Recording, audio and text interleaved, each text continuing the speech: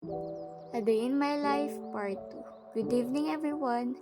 At dahil kami nga lang pala ngayon ng tita ko ang magsasalo ng dinner ngayong gabi, naisipan ko nga pala magluto ng aking favorite na itlog with kamatis. Sorry guys, medyo pause ang boses natin for today's video. Ang gagamitin nga pala natin ay sibuyas. Pero ba't may pagninig? At nahulog pa nga! Don't worry, kaya yan ni Insan. Imemekos-mekos niya lang yan. Habang naglihiwa ako guys ng sibuyas, kwentuhan ko na lang kayo sa nangyari kanina. Biglang umulan. And guess what? Sobrang lalaki ng yelo. Grabe. Pag ikaw natamaan noon, butas bunbunan mo, sinasabi ko sa'yo, oo. Dalawang itlog nga lang pala guys ang binuksan ko. Kasi dalawa lang naman kami ng tita ko ang kakain. So, para hindi masayang at walang tira, imekos-mekos na yan. Guys, dito nga pala yung pinaka-power switch ng aming lutuan. Then, naglagay na rin ako ng mantika. Pero guys, paglagay ng mantika, depende sa attitude ng nagluluto. Charis, ako kasi gusto ko muna maraming mantika. Then, nilagay ko na rin ang sibuyas. Sibuyas natin hindi naman galit, no? Sobrang dami at ang laki pa ng hiwa. Hinalo ko lang ng konti, then sinunod ko na ang kamatis. By the way guys, isang kamatis nga lang pala yung ginamit ko, pero sobrang laki kaya sakto lang siya.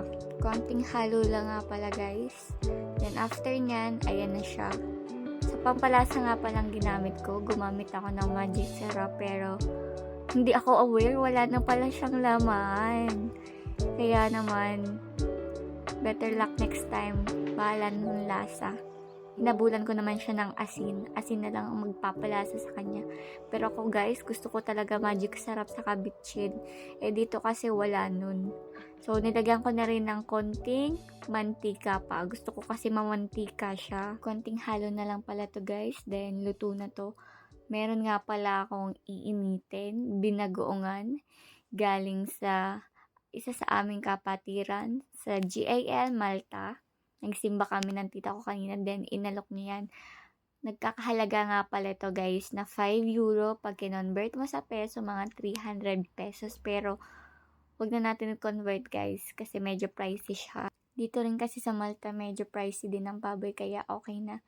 Konting init na lang at halo na lang. By the way, taste test! At uy! Napasayaw pa nga. Konting halo na lang pala to at luto na. Naglagay na ako ng kanin. Sinunod ko na rin ang aming plato. Dahil dalawa lang kami ng tita, 2 plato lang ang aking kinuha. Sinunod ko na rin ang pagkuha ng kutsara tinidor. Dahil gutom na ang person.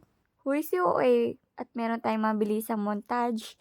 Inaya ko na nga pala ang tita ang sumabay sa akin kumain.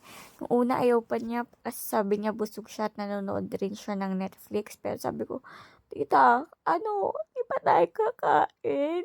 Huy, okay na. Tama na at maghugas ka ng plato. By the way guys, see you next time. Bye!